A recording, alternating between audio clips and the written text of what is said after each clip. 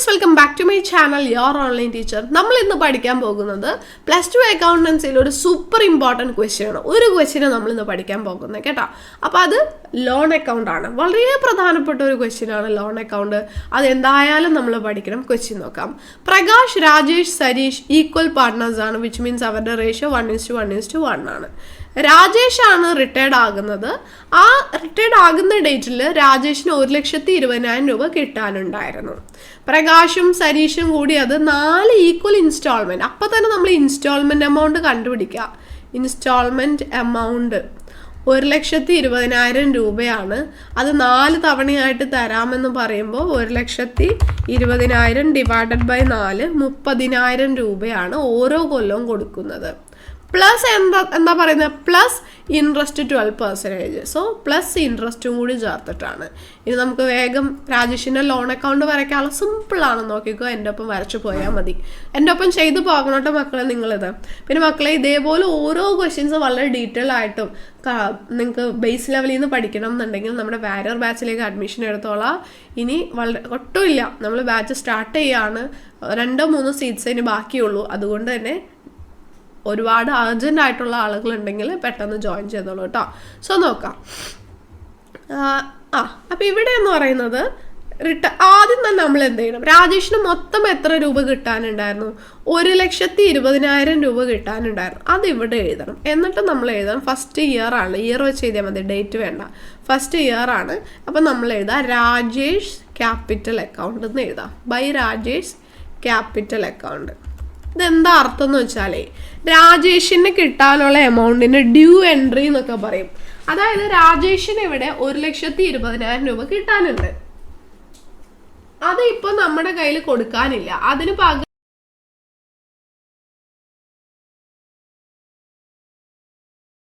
മാറ്റുന്നതിൻ്റെ entry ആണത് കേട്ടോ. Loan അക്കൗണ്ടിലേക്ക് നമ്മളിപ്പോൾ മാറ്റി. Rajesh capital account to Rajesh loan account എന്ന് പറഞ്ഞത് നമ്മളിവിടെ സൈഡിൽ എഴുതിയപ്പോൾ അത് ലോൺ അക്കൗണ്ടിലേക്ക് മാറ്റി. ഇനി നമ്മൾ എന്താ ചെയ്യേണ്ടത്? ഇൻട്രസ്റ്റ് കണ്ടുപിടിക്കുക. അടുത്തത് ഇൻട്രസ്റ്റ് 12% ആണ്. അപ്പോൾ ബൈ ഇൻട്രസ്റ്റ് എന്ന് പറയുന്നത് എമൗണ്ട് നമ്മൾ എത്ര എഴുതേണ്ടത്? എമൗണ്ട് 1,20,000 12%, 12/100. അപ്പോൾ 1,20,000 ഇൻറ്റു 12% എന്ന് പറയുമ്പോൾ 14,400 വരും. അതാണ് ആദ്യത്തെ കൊല്ലത്തെ ഇൻട്രസ്റ്റ്. ദെൻ നമ്മൾ ഇപ്പുറത്തേക്ക് എഴുതേണ്ടത് ഫസ്റ്റ് ഇയർ ആകുന്നു. ആ വർഷം വേറെ ഒന്നും നടക്കുന്നില്ല. ടു ബാങ്ക്, അതായത് 4 കൊല്ലത്തിൽ പൈസ തരാമെന്നല്ലേ പറയുന്നത്. ആദ്യത്തെ കൊല്ലം പൈസ കൊടുക്കുന്നു. ആദ്യത്തെ കൊല്ലം പൈസ കൊടുക്കുമ്പോൾ 30,000 രൂപ ഇൻസ്റ്റാൾമെൻറ്റ് എമൗണ്ട് നമ്മൾ കണ്ടുപിടിച്ചതും കൊടുക്കും. പിന്നെ ഈ കൊല്ലത്തെ പലിശ 14,400 കൂടി ചേർത്തിട്ടാണ് നമ്മൾ കൊടുക്കുന്നത്. 14,400 30,000 കൂടി ചേർത്തിട്ട് 44,400 ആദ്യത്തെ കൊല്ലത്തെ ടു ബാങ്ക്. ഓക്കെ, അപ്പോൾ അത് എഴുതി. ഇനി എന്ത് ചെയ്യുക? ഈ അക്കൗണ്ട് നമ്മൾ ബാലൻസ് ചെയ്യാം. ബാലൻസ് ചെയ്യാന്ന് പറയുമ്പോൾ ക്രെഡിറ്റ് സൈഡിലായിരിക്കും എപ്പോഴും എമൗണ്ട് കൂടുതൽ. 1,20,000 14,400. സോ 1,34,400 ടോട്ടൽ വരുന്നത്. അത് എഴുതാം. 1,34,400. അതിൽ നിന്ന് 44,400 കുറച്ചാൽ ബാക്കി 90,000 റുപ്പീസ് ഉണ്ട്. ഈ 90,000 റുപ്പീസ് എന്ന് പറയുന്നതാണ് to balance carry down. Then അതെന്ത് ചെയ്യുന്നു? നമ്മൾ 2ാമത്തെ വർഷം ബ്രോ ഡൗൺ ചെയ്യാണ്. By balance brought down. അതായത് 2ാമത്തെ വർഷത്തേക്ക് നമ്മളത് ഇറക്കി എഴുതി 90,000. ഇത്രയും നിങ്ങൾക്ക് മനസ്സിലായെങ്കിലുണ്ടല്ലോ. ഇനി ബാക്കി എല്ലാം സിമ്പിളാണ്. അതായത് ഇത് തന്നെ റിപ്പീറ്റ് ചെയ്തുകൊണ്ടിരിക്കുക. ദെൻ ആ കൊല്ലം എന്ത് ചെയ്യുന്നു? ആ കൊല്ലം ഇൻട്രസ്റ്റ് ഉണ്ടാവുന്നു. ആ ഇൻട്രസ്റ്റ് കണ്ടുപിടിക്കുക. ആ ഇൻട്രസ്റ്റ് എന്തിലാണ് കണ്ടുപിടിക്കേണ്ടത്? ഈ ബ്രോ ഡൗൺ എമൗണ്ടിൽ. അത് മാത്രം ശ്രദ്ധിച്ചാൽ മതി.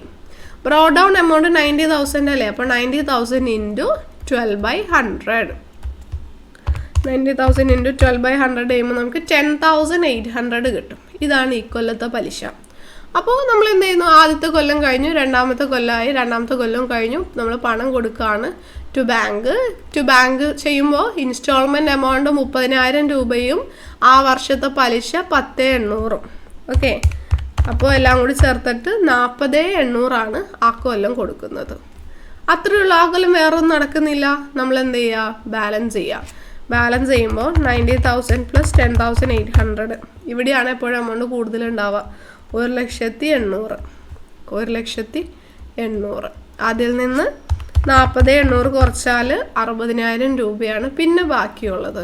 അതിനെ നമ്മൾ ടു ബാലൻസ് ക്യാരി ഡൗൺ എന്ന് എഴുതും. അത് മൂന്നാമത്തെ വർഷം നമ്മൾ എന്ത് ചെയ്യുക? ബ്രോ ഡൗൺ ചെയ്യുക. ബൈ ബാലൻസ് ബ്രോ ഡൗൺ 60,000 രൂപ.